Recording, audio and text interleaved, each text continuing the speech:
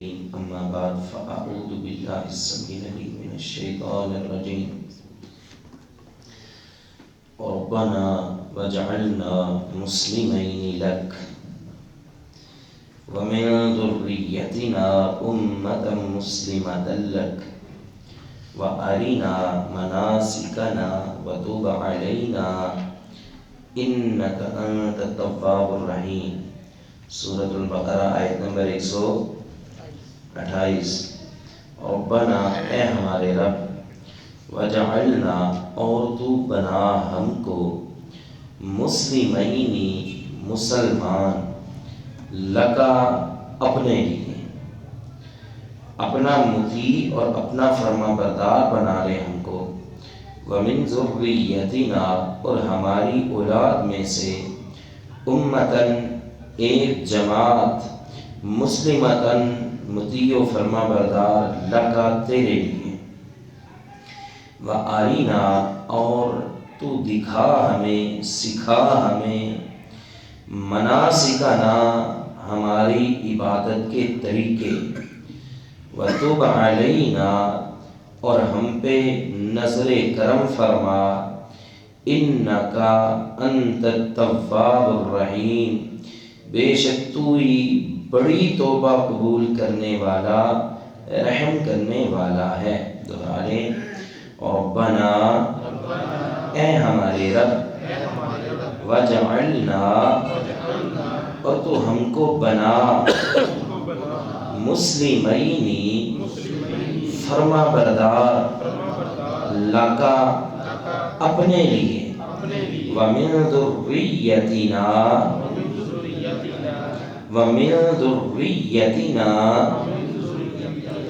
اور ہماری اولاد میں سے امتن ایک امت مسلمتن فرما بردار لکا تیری وَأَرِنَا اور تو سکھا ہم کو مناسکنا ہماری عبادت کے طریقے وَتُبْ عَلَيْنَا اور ہم پہ نظر کرم فرما اِنَّكَ بے شک تو انتا تو التواب بڑی توبہ قبول کرنے والا الرحیم بڑا ہی رحم کرنے والا ہے ربنا اے ہمارے رب وجعلنا اور تو بنا مسلمینی مسلمان لکا اپنے لیے ومن ذریتنا امت مسلمت لک اور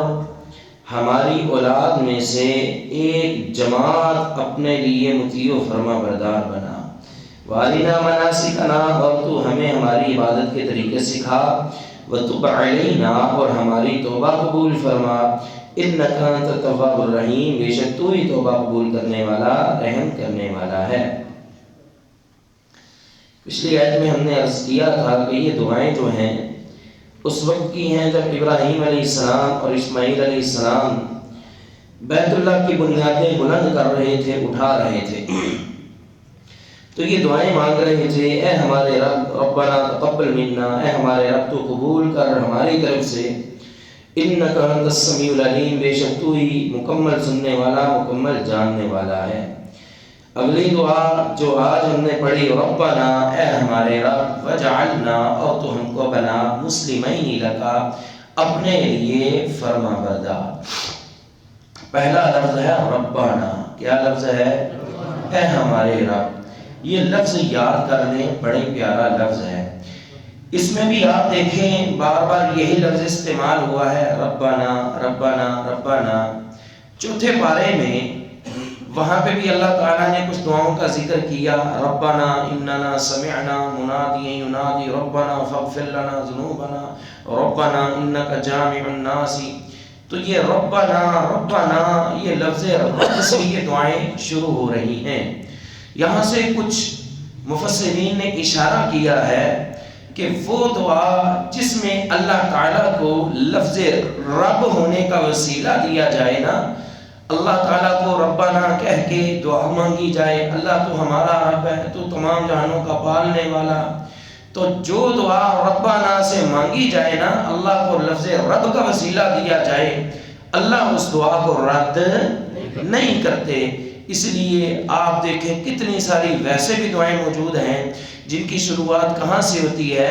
لفظ ربنا سے، ربنا آتنا فی الدنیا، رب اجعلنی مقیم الصلاۃ، اللہم انت ربی۔ تو یہ دعاؤں کے شروع میں اللہ کو رب ہونے کا وسیلہ دیا جا رہا ہے، تو جس دعا میں لفظ رب کا وسیلہ دیا جائے اس دعا کو اللہ تعالیٰ رد نہیں کرتے۔ تو یہاں سے پہلا سبق ہمیں یہ ملا کہ جب دعا کریں اللہ تعالیٰ کی تعریف کریں، اس کو اس کی صفات، اس کے ناموں کا وسیلہ دیں، ان ناموں میں ان صفات میں لفظ رب کا وسیلہ بار بار دیں، کیونکہ یہ ایسا اسم ہے جس سے کی ہوئی دعا اللہ تعالیٰ رد نہیں کرتے۔ اب یہاں بھی دیکھیں اللہ تعالیٰ ان کی دعائیں قبول فرما رہے ہیں۔ یہاں آج جو ہم نے پڑھا اس میں پہلی دعا ربنا ہے ہمارے رب، وجعلنا اور تو بنا ہم کو، مسلمین لکا اپنے لیے مسلمان، اپنے لیے مطیع و فرما بردار۔ اللہ اکبر۔ یقین جانیں یوں سادہ سادہ ترجمہ پڑھ کے گزر جائیں تو کچھ پتہ نہیں چلتا، جب ہم تھوڑی سی بھی باریکی میں جائیں تو ایک ایک لفظ ہمیں کہتا ہے کہ مجھے بار بار پڑھو، جتنی مرتبہ پڑھو گے تمہیں علم بھی ملے گا، سکون بھی ملے گا، مزہ بھی ملے گا، اور وہ سکون حاصل ہوگا، وہ نکات ملیں گے کہ بندہ حیران ہو جاتا ہے۔ اب یہ دعا سنیں، اس میں اس دعا کے پیچھے کیا کچھ ہے۔ اے ہمارے رب تو ہم دونوں کو اپنے لیے مسلمان بنا لے، اپنے لیے مطیع اور فرما بردار بنا لے۔ ہم نے عرض کیا یہ دعا کب فرما رہے ہیں؟ یہ دعا کب کی ہے؟ ابھی ہم نے بتایا یہ دعا کب کی تھی؟ جب بیت اللہ کی بنیادیں بلند کر رہے تھے، جب بیت اللہ کی بنیادیں بلند کر رہے تھے، اور دعا کیا کر رہے ہیں؟ اے اللہ ہمیں اپنے لیے مسلمان بنا لے، مسلمانی، مسلمن یہ واحد کے لیے آتا ہے، مسلمانی دو کے لیے آتا ہے، حالت رفع اسے بولتے ہیں، اور مسلمینی یہ بھی دو کے لیے آتا ہے، یہ بھی تثنیہ ہے، حالت نسبی جد اسے بولتے ہیں۔ بہرحال ہم دونوں کو اپنے لیے مسلمان بنا لیں۔ اب یہاں پہ کتنے سوال اٹھ جاتے ہیں، کیا وہ مسلمان پہلے نہیں تھے؟ نعوذ باللہ، کیوں نہیں تھے؟ وہ پہلے سے ہی مسلمان تھے۔ پھر سوال باقی ہے کہ پھر انہوں نے یہ کیوں کہا کہ اللہ ہمیں اپنے لیے مسلمان بنا لے، مطیع اور فرما بردار بنا لے۔ یقین جانیں یہ ایک لفظ کے پیچھے بہت طویل درس ہے، بہت لمبا درس ہے۔ ہمارے پاس کیا ہے؟ ہمارے پاس کون سی باتیں ہیں؟ ہم معصوم عن الخطا ہیں؟ ہم گناہوں سے رکتے ہیں؟ نہیں، ہم گناہوں کا ڈھیر ہیں، ہم گناہوں کا پلندہ ہیں، ہم پہ گناہ ہی گناہ ہے۔ اس کے باوجود ہم وہ دلیر لوگ ہیں جو اپنے آپ کو جنتی سمجھتے ہیں، اور پکے مومن اور پکے مسلمان سمجھتے ہیں، اور جنت کے ٹھیکیدار سمجھتے ہیں، اور یہ بات سمجھتے ہیں جنت ہمارے لیے تو بنی ہے، اور جنت میں جانا کس نے ہے؟ جبکہ ابراہیم علیہ السلام کی، اب میں اس دعا کے پیچھے سیرت بتلاؤں حیران ہوں گے۔ یہ دعا اس وقت کیا جب آپ بیت اللہ کی تعمیر کر رہے ہیں۔ اس سے پہلے اللہ تعالیٰ آپ کو نبوت بھی دے چکے ہیں، امامت بھی دے چکے ہیں۔ اس سے پہلے ابراہیم علیہ السلام توحید کی خاطر مارے بھی کھا چکے ہیں۔ اس سے پہلے ابراہیم علیہ السلام باپ کی، گھر کی، قوم کی، قبیلے کی قربانی بھی دے چکے ہیں۔ اس دعا سے پہلے ابراہیم علیہ السلام نے آگ میں چھلانگ لگا کے اپنی قربانی بھی دے چکے ہیں۔ اس دعا سے پہلے ابراہیم علیہ السلام اپنی بیوی کو بھی قربان کر چکے ہیں، اپنے بچے کو بھی قربان کر چکے ہیں، خیر اللہ کریم بچاتا رہا، اللہ کریم ان کی حفاظتیں کرتا رہا، لیکن یاد رہے ابراہیم علیہ السلام یہ قربانیاں دے چکے ہیں اور صدقے اور قربان جائیں۔ ابھی میں آپ کو وہ لفظ قرآن کے بتلاتا ہوں، جب ابراہیم علیہ السلام نے حضرت اسماعیل علیہ السلام کی قربانی کے لیے لٹا لیا، قربان کرنے لگے، وہاں پہ جو قرآن کے الفاظ ہیں وہ پتہ کیا ہے؟ قرآن کے الفاظ ہیں فلما اسلما، جب دونوں اسلما مسلمینی، توجہ کرنی ہے، یقین جانے اگر ان باتوں پہ غور کر لینا ایک بڑا منہج ملے گا، ایک بڑا خوبصورت راستہ ملے گا اور ایمان جھنجھوڑا جائے گا۔ فلما اسلما، اللہ کہہ رہے ہیں یہ دونوں مطیع ہو گئے۔ اس سے پہلے اللہ تعالیٰ کہہ چکے ہیں اذ قال لہ ربہ اسلم، ابراہیم مطیع ہو جا۔ ابراہیم کہہ چکے ہیں اسلمت لرب العالمین، میں رب العالمین کے لیے مطیع ہو چکا ہوں، فرما بردار ہو چکا ہوں۔ اس دعا سے پہلے اللہ تعالیٰ فرما چکے ہیں واتبع ملت ابراہیم حنیفا، انہوں نے ملت ابراہیم کی پیروی کی، وہ ابراہیم جو تمام جہانوں کو چھوڑ کے ایک رب کی عبادت کرنے والے۔ واتخذ اللہ ابراہیم خلیلا، اللہ تعالیٰ نے ابراہیم علیہ السلام کو خلیل بنا لیا، خلوت اور رازدان بنا لیا کہ جس کے ساتھ خلوت اور تنہائی میں باتیں کی جائیں۔ اتنا کچھ مل چکا، امامت مل چکی ابراہیم علیہ السلام کو، اس کے باوجود اور اللہ تعالیٰ پہلے کہہ بھی چکے ہیں اسلما، یہ دونوں مطیع بن چکے ہیں، اس کے باوجود ابراہیم اور اسماعیل علیہ السلام کیا دعا کر رہے ہیں؟ ربنا وجعلنا مسلمین لک، اللہ ہم دونوں کو اپنا مطیع اور فرما بردار بنا لے۔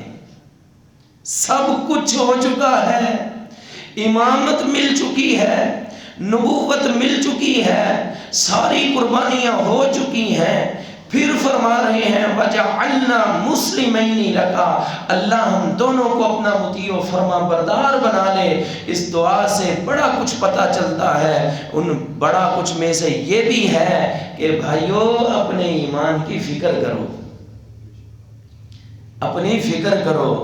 ان ہستیوں نے کبھی اللہ کی نافرمانی نہیں کی تھی، پھر بھی کہہ رہے ہیں اللہ ہمیں اپنا مطیع اور فرما بردار بنا لے، اللہ ہمیں صحیح معنوں میں مسلمان بنا لے۔ ہمارے پاس ہے بھی کچھ نہیں، لیکن اسلام اور ایمان کے اتنے پکے دعوے ہیں جیسے ہمیں پہلے سے ہی پتہ نہیں کتنی مرتبہ جنت کے سرٹیفکیٹ مل چکے ہیں۔ اللہ کے لیے یہ کام مت کریں، بلکہ اپنے ایمانوں کی فکر کریں، ایک دوسرے کے اوپر کفر کے فتوے اور نفاق کے فتوے مت لگائیں، بلکہ اپنی فکر کریں۔ اور جب اللہ سے دعا کرتے ہیں نا اللہ اولاد دے دے، اللہ رزق دے دے، اللہ کاروبار دے دے، وہاں پہ یہ بھی دعا کیا کریں اللہ ہم کو پکا سچا مسلمان بنا دے، اللہ ہم سب کو پکا سچا اپنا مطیع بنا لے، اپنا فرما بردار بنا لے، ہمیں ویسا بنا لے جیسے تو چاہتا ہے۔ اللہ ہمیں زندہ رکھنا اسلام پہ، ایمان پہ، اللہ موت آئے ہمیں کلمہ توحید نصیب فرمانا۔ اپنی دعاؤں میں یہ دعائیں بھی شامل کیا کریں، بلکہ اللہ کے لیے آج تک ہم نے جب بھی دیکھا ہے نا ائمہ سے خطباء سے دعا کرتے ہوئے کرواتے ہوئے کیا دعا کرواتے ہیں؟ پرچی آ رہی ہے مولانا صاحب والدہ بیمار ہے دعا کر دیں، والد بیمار ہے دعا کر دیں، فلاں بیمار ہے دعا کر دیں، کاروبار کے لیے دعا کر دیں، رزق کے لیے دعا کر دیں۔ اللہ کے لیے یہ بھی دعا کروایا کریں اللہ ہمارے ایمانوں کو مضبوط کر دے، اللہ ہمیں پکا سچا مطیع بنا دے، اللہ ہمیں پکا سچا نمازی بنا دے، اللہ ہماری نمازوں کو ہماری عبادتوں کو قبول فرما لے۔ اس کی درخواستیں بھی کیا کریں، کیوں؟ یہ نعمتیں زیادہ اہم ہیں اور یہ چیزیں ان چیزوں سے زیادہ اہم ہیں۔ وجعلنا مسلمین لک، اللہ ہم دونوں کو اپنا مطیع و فرما بردار بنا لے۔ وَمِن ذُرِّيَّتِنَا أُمَّةً مُسْلِمَةً لَكَ، صدقے اور قربان جائیں، اولاد کی کتنی فکر تھی۔ پھر فرمایا اور ہماری اولاد میں سے بھی مسلمانوں کی جماعت جو ہے ایک ہونی چاہیے جو تیری مطیع اور فرما بردار ہو۔ اللہ تعالیٰ نے ابراہیم اور اسماعیل علیہ السلام کی دعا قبول فرمائی، مطیع و فرما بردار بنایا۔ دوسری دعا کیا ہے؟ ہماری اولاد میں سے مسلمانوں کی جو جماعت ہے وہ ایک ہونی چاہیے۔ اللہ تعالیٰ نے یہ دعا قبول فرمائی کہ نہیں؟ فرمائی۔ یہ دعا بھی اللہ نے قبول فرمائی۔ صدقے اور قربان جائیں، امام الانبیاء محمد رسول اللہ صلی اللہ علیہ وسلم نے فرمایا کہ بنی اسرائیل کے 72 فرقے تھے، میری امت کے 73 ہوں گے، اور سارے کے سارے جنت کا دعویٰ کریں گے، کلہم فی النار، وہ سارے کے سارے جہنم میں جائیں گے۔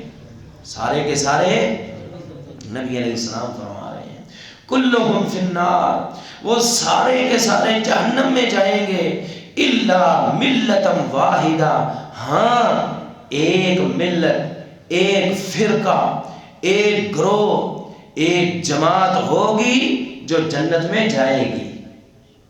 یہ جو 4 جماعتیں پڑھ جاتی ہیں نا، 4 جماعتیں، کیا 4 جماعتیں، ان کے جملے سننے والے ہوتے ہیں، میں لعنت بھیجتا ہوں فرقہ پرستی پہ، یہ فرقوں پہ لعنت بھیجتا ہوں۔ اور کچھ خدا کا خوف کرو، کس پہ لعنت بھیج رہے ہو؟ ہاں جو باطل فرقے ہیں وہ تو غلط ہیں، جو فرقہ حقہ ہے اس پہ کیوں لعنت بھیج رہے ہو؟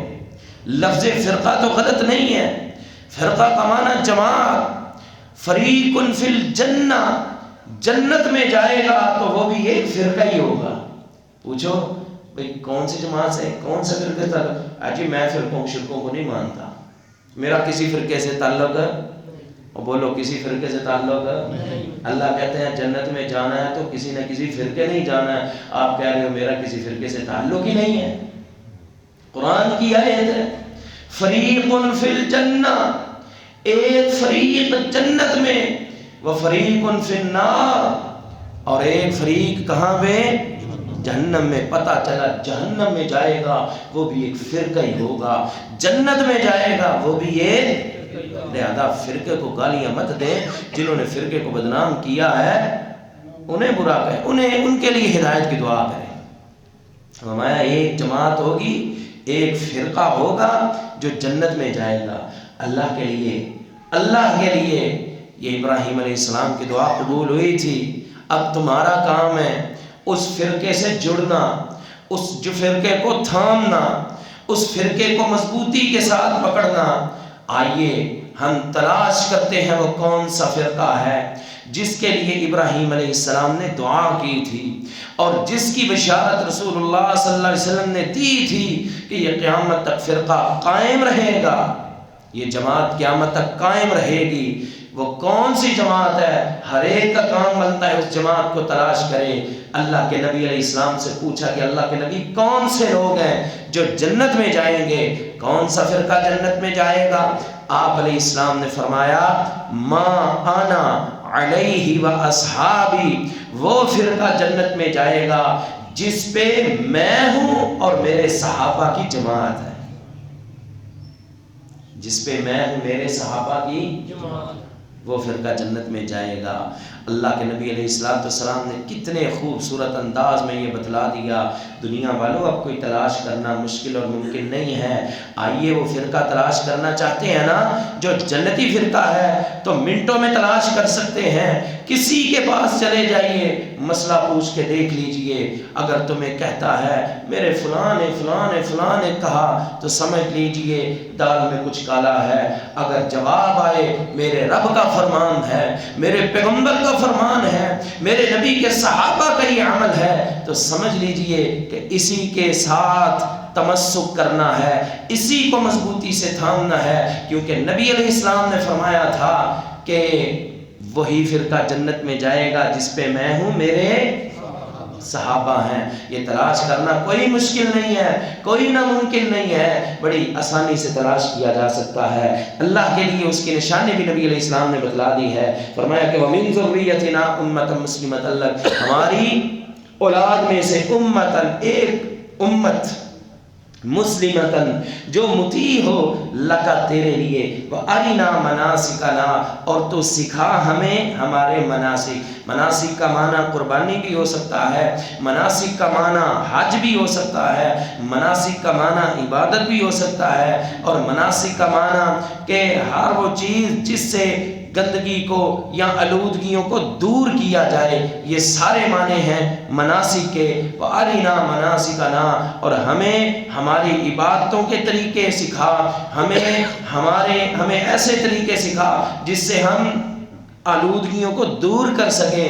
وَتُبْ عَلَيْنَا اور ہماری توبہ قبول فرما، ہماری بات لوگ سمجھتے ہیں کہ توبہ جو ہے گناہ کریں تو اس کے بعد توبہ کرنی پڑتی ہے، وہ جان لیں کہ توبہ ایک مستقل عبادت ہے، مستقل منہج ہے، ہر وقت گناہ نہیں بھی اللہ سے توبہ کرتے رہیں۔ ابراہیم علیہ السلام پہ بھلا کون سا گناہ تھا؟ کوئی تھا؟ نبی تو معصوم عن الخطا ہوتا ہے، کسی نبی پہ کوئی گناہ نہیں ہوتا۔ اسماعیل علیہ السلام پہ بھلا کون سا گناہ تھا؟ کوئی تھا؟ کوئی گناہ نہیں تھا، پھر بھی کہہ رہے ہیں وَتُبْ عَلَيْنَا، اے اللہ ہماری توبہ قبول کر لے۔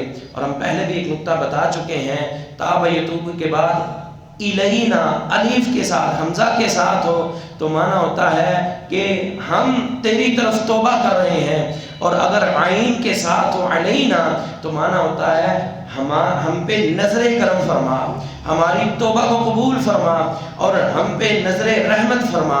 تو یہاں پہ جو ترجمہ ہے وہ ہم نے 2 مرتبہ ترجمہ یہی کیا تھا، وَتُبْ عَلَيْنَا ہم پہ نظر کرم فرما، تو مفہومی اعتبار سے یہی ترجمہ درست ہے، وَتُبْ عَلَيْنَا اور ہم پہ نظر رحمت فرما، نظر کرم فرما، اِنَّكَ أَنْتَ التَّوَّابُ الرَّحِيمُ بے شک تو ہی بڑی توبہ قبول کرنے والا، بڑا ہی رحم کرنے والا ہے۔